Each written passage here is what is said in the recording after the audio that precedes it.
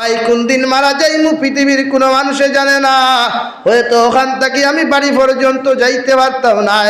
মালাকুল মৌতে হয়তো হাইলাকান্দি টাউনের মধ্যে ইন্তেজার খতরা, হয়তো আমার খাফনের খাফর বাজারের মধ্যে ইন্তেজার করে, কত বাজারের বাস কিবা আমার লাগি অপেক্ষা করে।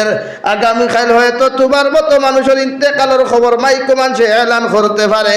আল্লাহর নবী মুহাম্মদুর রাসূলুল্লাহ সাল্লাল্লাহু তাআলা আলাইহি ওয়াসাল্লাম ফরমায়, হে দুনিয়ার উম্মত হল, তোমরা জমিনে কোনোদিন অহংকারী করিও না, জমিনে কোনোদিন বড়াই করিয়া কোনো মানুষের জমিনে কষ্ট দিও না।